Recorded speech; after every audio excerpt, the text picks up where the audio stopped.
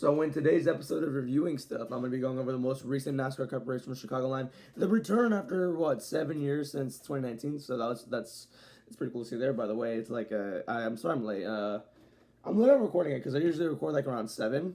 I couldn't do that today because I've been out. But yeah, it's 8:49 right now, but the sky is still there. So yeah, I think that's pretty cool. Plus, I forgot to close the window, so it might get dark before the video ends. So we'll see about that. Let's see if I can keep it as short as I can. I don't know. I probably might not. So yeah.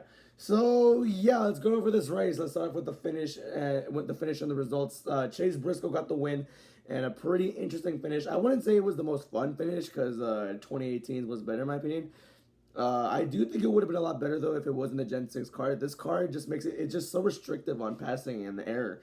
Just air blocking is like at its peak with this car. I mean, it's been around for like decades, but just with this car, it's just maximized and it kind of just destroys the racing and makes it extremely difficult to pass, which I don't like with the 2018 finish. It was kind of back and forth with Larson and Busch. That's the only gripe I had with the finish, though. I still thought it was pretty good. Had you at the edge of your seat, obviously. Bell was catching Briscoe at an alarming rate. Damn, I stuttered twice in that sentence. How about that?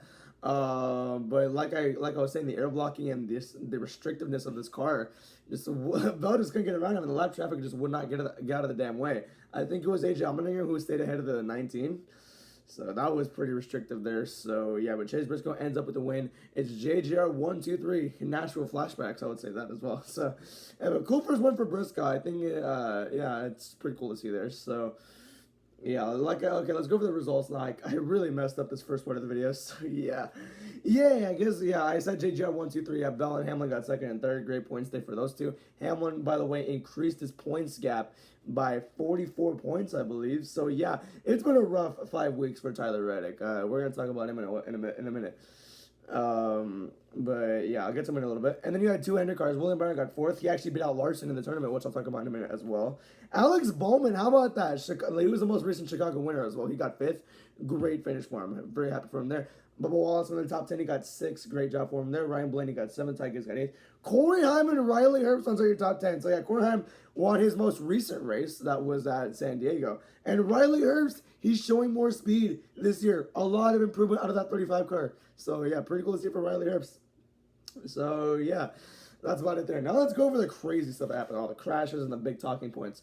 And today they released the penalty report and they determined nothing was worthy of a penalty, which I don't know if I agree or disagree with. So yeah, let's go chronologically here. Let's start off with something that does not need a penalty at all. For lap 1, turn 1, lap 1, I would say, but they came off turn 2. Ryan Preece and Connor Zilic both crashed. Now there was a judging by the replay, there was a kind of a checkup going on mid-pack, and then it kind of spun Ryan Preece out. And then Connor Zilic spun himself out trying to avoid it, and it's just heartbreaking to see the Zilic's year. And I think I heard this on the broadcast: more DNFs than lead lap finishes, which is very unfortunate for Zilic. It's literally the rookie season from hell. Like, he cannot catch a break. Even in the O'Reilly race, like, he couldn't catch a break either. Had some fuel pump issues. He spun out. Had a tire go down. It's been hell for Zilic. I really feel for the guy because it's his first year, man. Like, you wouldn't think like he would. I was never expecting him to do like a generational or anything. I was just expecting him to like keep his car clean.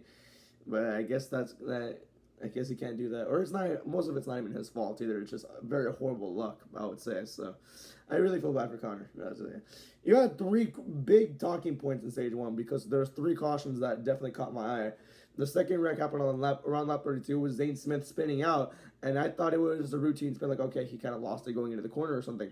Judging by the replay here, it seems like he's trying to wreck Carson Hocevar going into the turn, and he wrecks himself. And immediately, I kind of thought the first thing I said in my head, I'm like, he just violated rule number 1 of stock car racing: don't wreck anybody without wrecking yourself, which clearly did here. He tried to fence Hocevar. He did fence Hocevar, but he spun himself out doing it, which, is that worthy of a penalty? I don't think so. Because it wasn't that hard of a hit for Hocevar. Hocevar got to keep going, and freaking Zane Smith wrecked himself or spun himself out. So I really don't think I don't think it's necessary for a penalty, in my opinion. So we can just move on from there. But definitely something to keep your eye out on. Keep your eye out on. I don't think those two like each other, so yeah, that was interesting to see there. And now with this next caution, these two really don't like each other. It was Shane Van Gisbergen and Austin Hill.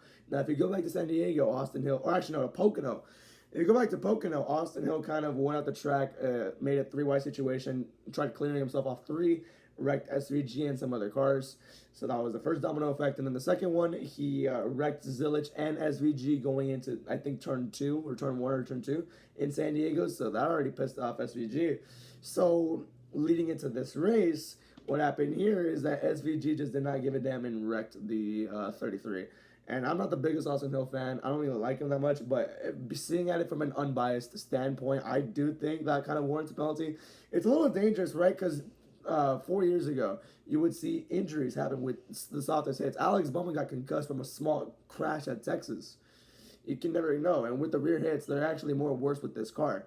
And that's what Austin Hill had. So I really do feel like this warranted a penalty.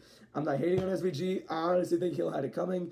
But at the same time, I really do feel like it warrants a penalty because it really looks blatant and intentional, at least in my opinion. So that's that. There. What can you say, right? What can you say? So, yeah, he only had 2 of the cautions come back out to that. Byron actually split both stages, which I forgot to mention that. Great points day for him as well. But yeah, Byron split both stages. But there was not a caution in the final stage. Everything got to play out smoothly, and yeah, we got to see pit cycles. We got to see how everything played out, which is not really usual. You would see a caution or two in the final stage, which we didn't really see that much. So yeah, that's pretty much it there. I thought this race was good. But before we rate the race, let's go over the standings. And then the tournament matchups, I forgot about that. So, here's the standings right now. Denny Hamlin leading by 44 over Tyler Reddick. Because Reddick, okay, let's talk about that now. Reddick was having an okay race. And then he ran over something or something got into the radiator and destroyed it or something. Because they cut back to that car on pit road. That thing was covered in whatever ungodly piss that car had. It looked disgusting. That thing was throwing up whatever fluid everywhere. That's what caused the fluid caution. But yeah, dude, I gotta feel bad for Reddick. I mean, he only has one good finish in the past 5 races, I believe. Pocono, he got second, but what was the race before that? Forgot. Michigan, he got crashed out of that race. San Diego had a tire get cut down. First TNT race. Sonoma, steering issues, 36th place finish there. So Hamlin really got to him, and since Hamlin's really good at this track, he got third. He took a substantial points lead while Reddick finished, 30-something? I don't even know. It was a terrible finish for him. So I really feel bad for him there. Ty Gibbs is in 4th now. Wow. I think that's changed, right? Yeah, Elliott's in 5th. Wow. Busher in 7th. Briscoe moves up to 8th now. Hocevar stays in 9th. Suarez down to 11th. Byron in 12th. I did not really expect that. Wallace down to 13th, but he still got a good finish. SVG, imagine if he got a penalty. I would have said 15 to 20 point penalty there, at least in my opinion. He would barely be on the cut line. He would be in 15th, where Cindric is right now. Cindric and Jones move up in the playoff standings while Priest and Priest moves down. Keselowski moves to 20th, which, damn, dude, he was like, what, top 10 earlier in the year, and now he's down at 20th. A horrible year. But yeah, that's it there. If I had predicted now, I think Priest gets in and Cindric gets out. Or actually, maybe SVG gets out, Priest gets in. I think Jones stays in. I really do think Jones stays in because Legacies has been having a pretty good year, so I would say that there. We're not done yet though. Tournament matchups. So yeah, I had predicted Alex Bowman beating Austin Cindric. Correct there. Correct Mundo. Todd, I predicted Hocevar beating Gilliland because Hocevar usually has speed. No, Gilliland with the upset. He got the win. Congratulations to him. I had Briscoe beating Ty Gibbs. That worked out there because Briscoe won the race. And Chase Elliott beating Mike McDowell because Chase Elliott usually runs well. McDowell is usually like a top 15, top 20, top 25 type of guy. So, yeah. So, I'm 3-1 in the first side. In side number 2, I had Denny Hamlin beating Eric Jones. That was correct there because he got third. Bell beating Busher purely because I think Bell's a better driver. Bell got second, and that's correct there. I had Larson beating Byron, and Byron gets Larson. Byron got Larson. Byron, I think, got 4th place. Larson, he spun out, actually. He spun out and went into the grass, which damaged the car, so he finished 2 laps down, so that's unfortunate there. And finally, I had Ryan Blaney beating SVG, which is a given there, because Blaney has been the only Ford to really show up this year, so... Yeah, Blaney's my pick to go all the way as well, so we'll see how that goes. But now, here is the revised tournament. Now we're in the final 8 of the tournament now. So my predictions are that Alex Bowman will beat Todd Gilliland in Atlanta. But it's Atlanta, anything can happen, which I'm very scared about. Yeah, I'm thinking Briscoe gets McDowell. I'm thinking Hamlin gets Busher and Blaney getting Byron. So yeah, Bowman, the reason why I say Bowman is because of Bowman. I think he finished second there last year, so just I don't even know. It's dumb. It's dumb luck, or it's just dumb. Just going off that but it's a super speedway, so I really don't know what to predict. So yeah, that's everything I really wanted to cover from this race. So yeah, overall, I thought the race was actually pretty good in my opinion. I think the O'Reilly race was a little bit better, but I'm gonna give this race a 3.5 out of 5. It was very enjoyable from what I was seeing. Thought it was a pretty good race overall. So yeah, Chicagoland was a very successful return.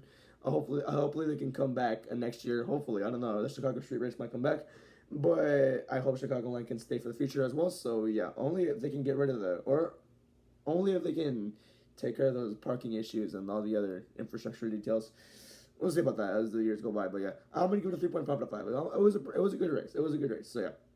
But that's going to be it for this video, everybody. Thank you for watching. I kept this under 15 minutes, which is a good thing. But that's going to be it for this one. Thank you for watching, and have a good night. Goodbye.